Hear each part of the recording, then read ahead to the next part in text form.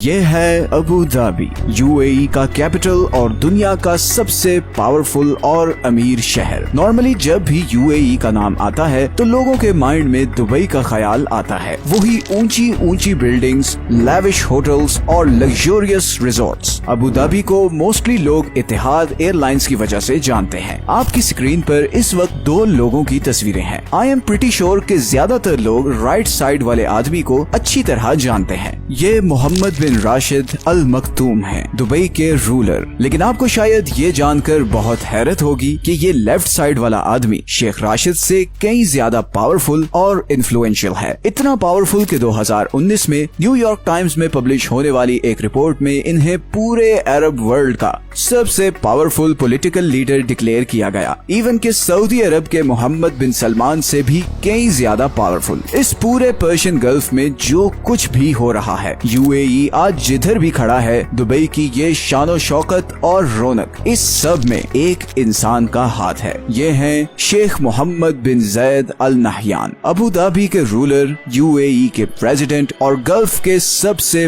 Powerful और अमीर political leader. Sheikh Mohammed bin Zayed असल में हैं कौन, ये इतने पावरफुल कैसे हुए और वो क्या चीज है जिसने अबू धाबी को इतना पावरफुल बना दिया है कि चाहे वेस्टर्न सुपर पावर्स हो, अरब वर्ल्ड हो, एशियन कंट्रीज हो या इवन चाइना, हर कोई अबू धाबी से बना कर रखना चाहता है। आए जानते हैं इस सवाल का जवाब। सच ये है कि इस वीडियो में अबू धाबी की हिस्ट्री की बात करें तो 18वीं सदी से पहले यहाँ पर किसी भी ह्यूमन सिविलाइजेशन के कोई साइंस नहीं मिलते। हाँ, पर अबू धाबी के आसपास का ये सारा रीजन बहुत इम्पोर्टेंट था और यहाँ पर हजारों साल से छोटे छोटे कबीले आबाद थे। उस वक्त इस सारे रीजन में सबसे इम्पोर्टेंट और बड़ा ट्राइब था बनी यास। बनी यास के अंदर 20 छोटे छोटे और ट्राइब्स थे जिन्हें डिफरेंट फैमिलीज रूल करती थी। इन्हीं में से एक था अल फलासी ट्राइब। ये वही ट्राइब है जिससे अल नहयान और अल मखतूम फैमिली बिलोंग करती हैं। खैर 1761 में अल फलासी ट्राइब के कुछ लोग ताज़ा पानी की तलाश में इधर आए और फिर इधर पर्शियन गल्फ की कोस्ट लाइन पर सेटल हो गए।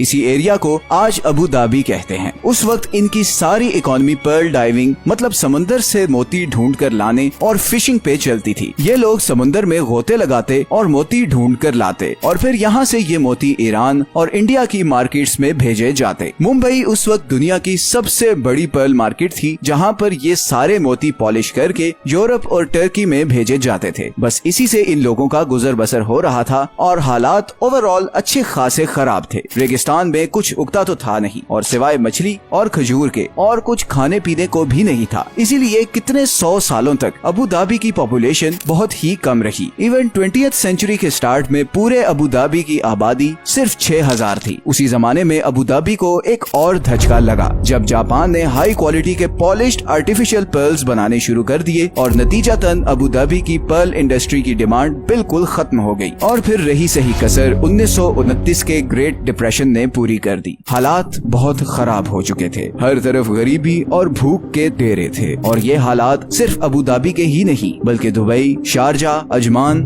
और इवन सऊदी अरेबिया के हालात भी इससे कुछ डिफरेंट नहीं थे। फिर 1938 में एक बहुत बड़ा टर्निंग पॉइंट आया जब सऊदी अरब में ऑयल के बहुत बड़े रिजर्व्स डिस्कवर हो गए और फिर सारी वेस्टर्न वर्ल्ड का फोकस सऊदी अरब की तरफ हो गया।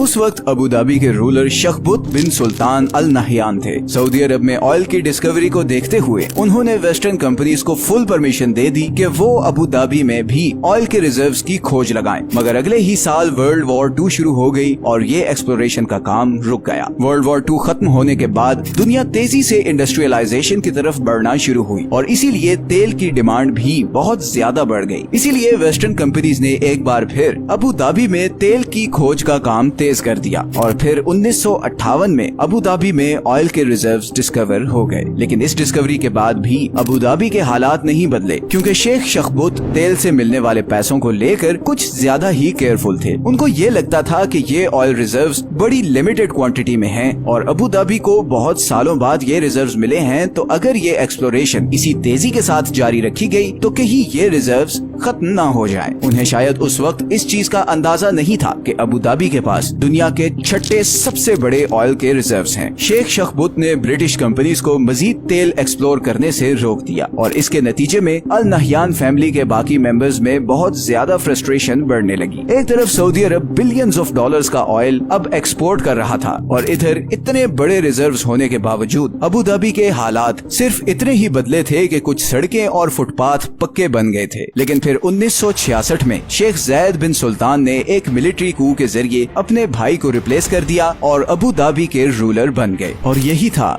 गल्फ का टर्निंग पॉइंट। यही वो शख्स है जिसने गल्फ को आज इस मकाम तक पहुंचाया और इसीलिए इन्हें वालिद अल उम्मा मतलब फादर ऑफ नेशंस कहा जाता है। शेख ज़ैद अपने भाई से टोटली डिफरेंट थे। वो इस तेल की डिस्कवरी को लेकर बहुत ऑप्टिमिस्टिक थे। उन्हें लगता था कि ये डिस्कवरी इस पूरे गल्फ रीजन की तकदीर बदल सकती है। शेख ज़ैद एक बहुत ब्रॉड विजन के मालिक थे। उन्हें इस चीज का अच्छी तरह अंदाजा था कि अगर इस सारे रीजन को आगे बढ़ना है तो इन सारे सिटीज को यूनाइटेड होकर रहना पड़ेगा। ऐसा नहीं हो सकता था कि अबू धाबी तेल का पैसा एंजॉय करे और उसके पड़ोसी गरीबी और भूख में रहें, क्योंकि अबू धाबी जितना तेल इस पूरे रीजन में किसी के पास नहीं था। और ये वही टाइम था जब ब्रिटिश एम्पायर भी ये फैसला कर चुकी थी कि अब वो मजीद इन सारे कंट्रीज को रूल नहीं कर सकती। और फिर दिसंबर 1971 में ब्रिटेन इस रीजन से चला गया और शेख ज़ैद की लीडरशिप में 6 स्टेट्स के मिलाप से एक नया कंट्री वजूद में आया जिसे आज हम UAE के नाम से जानते हैं। इन 6 स्टेट्स में Abu Dhabi, Dubai, Sharjah, Ajman, Umm al Quwain और फुजैरा शामिल थे। और फिर एक साल बाद ही 1972 में रास अल खैमा भी UAE का पार्ट बन गया। अबू धाबी इस नए कंट्री का कैपिटल बन गया और शेख ज़ैद बिन सुल्तान अल नहयान UAE के पहले प्रेसिडेंट बन गए। शेख ज़ैद ने सबसे पहले बेसिक नेसेसिटीज पर पैसा खर्चना शुरू किया। रोड नेटवर्क्स की कंस्ट्रक्शन शुरू की गई जो अबू धाबी को आसपास के विलेजेस से कनेक्ट करने वाली थी। बिजली पैदा करने वाले प्रोजेक्ट्स लॉन्च किए गए। अबू धाबी के नॉर्थ में कोस्ट लाइन के साथ समुद्री तूफान से बचने के लिए एक दीवार बनाई गई। इसके बाद शेख ज़ैद ने अपना सारा फोकस इंफ्रास्ट्रक्चर को डेवलप करने पर कर दिया। स्कूल्स,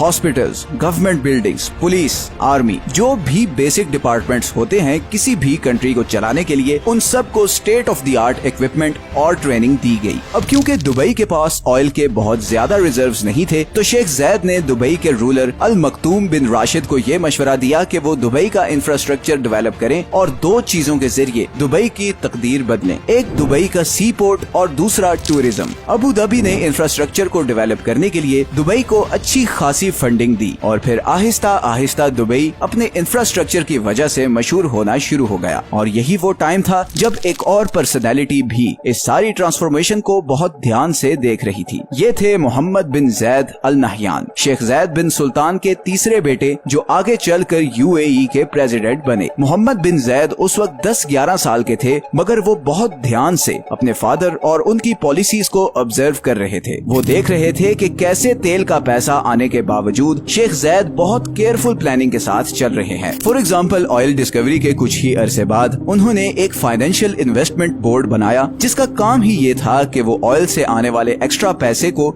डिफरेंट चीजों में इन्वेस्ट करे। इसके पीछे विजन ये था कि फ्यूचर में अगर तेल कम भी हो जाए तो अबू धाबी के पास इतनी इनकम स्ट्रीम्स हो कि उसे बिल्कुल कोई प्रॉब्लम ना हो। आज की डेट में अबू धाबी के इन्वेस्टमेंट फंड में 1.3 ट्रिलियन डॉलर्स की इन्वेस्टमेंट्स हैं। इनमें से 900 बिलियन डॉलर्स सिर्फ अबू धाबी के सिटीजन्स के लिए हैं। मतलब अगर हम 900 बिलियन डॉलर्स को 3 लाख से डिवाइड करें तो अबू धाबी के हर लोकल के हिस्से में 3 मिलियन डॉलर्स आते हैं। इस हिसाब से अबू धाबी के लोकल्स दुनिया के अमीर तरीन लोग हैं और ये अमीरी इसलिए है कि शेख ज़ैद की गाइडेंस में इस फंड ने ऑयल से आने वाले एक्स्ट्रा पैसे को रियल एस्टेट से लेकर equity funds, hotels, airports, factories और इवन बैंक्स में भी इन्वेस्ट किया। और इसीलिए जब भी कोई इकोनॉमिक क्राइसिस आता है तो अबू धाबी को कोई खास फर्क नहीं पड़ता। और इसी की एग्जांपल है कि 2008 में जब फाइनेंशियल क्राइसिस आया और दुबई की इकोनॉमी क्लैप्स कर गई तो अबू धाबी ने ही 10 बिलियन डॉलर्स का लोन देकर दुबई को बेल आउट किया और इसी के बदले में दुबई की इस मशहूर ऊंची बिल्डिंग का नाम बुर्ज दुबई से चेंज करके अबू धाबी के रूलर के नाम पर बुर्ज खलीफा किया गया। आज भी दुबई का डेट करीबन 90 बिलियन डॉलर्स है, जिसमें से 20 बिलियन डॉलर्स तो सिर्फ अबू धाबी से लिया हुआ लोन है जो दुबई ने अभी तक वापस नहीं किया। तो ये थी अबू धाबी की इकोनॉमिक स्ट्रेंथ। अभी तो दो और चीजें हैं जिनकी वजह से अबू धाबी पूरे गल्फ पर बाजी ले गया है। मोहम्मद बिन जैद की जिंदगी का एक बड़ा पोर्शन मिलिट्री में गुजरा है। सिर्फ 20 साल की उम्र में उन्होंने अमीराती एयरफोर्स ज्वाइन की और फिर 1991 में जब सद्दाम हुसैन ने कुवैत पर अटैक किया तो इराक के खिलाफ सारी मिलिट्री स्ट्रगल को उन्होंने ही लीड किया। शायद इसी आर्मी बैकग्राउंड की वजह से मोहम्मद बिन जैद को ये जुनून हुआ कि वो अमीराती आर्मी को अरब वर्ल्ड की सबसे पावरफुल आर्मी बनाए। बहुत कम लोग शायद ये जानते हैं कि यूएई को वेस्ट में लिटिल स्पार्टा भी कहा जाता है और इसकी वजह ये है कि यूएई के पास अरब वर्ल्ड की सबसे वेल ट्रेन्ड और वेल इक्विप्ड 60,000 फौजियों की आर्मी है। एमिरेट्स का annual military budget 20 billion dollars है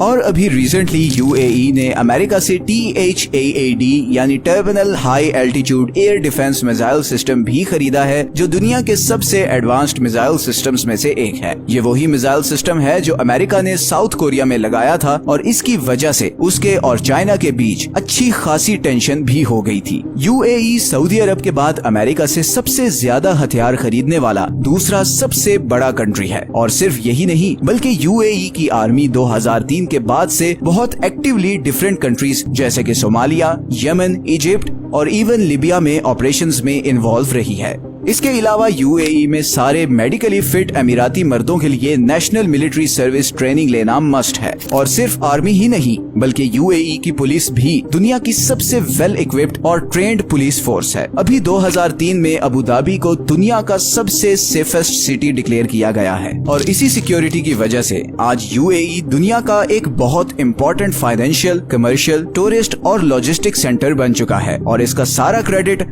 अबू धाबी की लीडरशिप को जाता है जिन्होंने जबरदस्त प्लानिंग के थ्रू ऐसा लॉ एंड ऑर्डर मेंटेन किया है कि आज हर बड़ी कंपनी का हेडक्वार्टर आपको दुबई या अबू धाबी में मिलेगा। यहाँ पर एक कंट्रोवर्शियल चीज ये भी है कि Mohammad bin Zaid Arab world में डेमोक्रेसी के बहुत खिलाफ हैं। उनके मुताबिक अरब कंट्रीज डेमोक्रेसी के लिए रेडी ही नहीं है और अगर डेमोक्रेसी को मौका दिया गया तो कोई एक्सट्रीमिस्ट ग्रुप इलेक्शन जीतकर यूएई की सारी प्रोग्रेस तबाह कर देगा और यही वजह है कि मोहम्मद बिन जैद एक स्ट्रॉन्ग। अल्लाह हाफिज।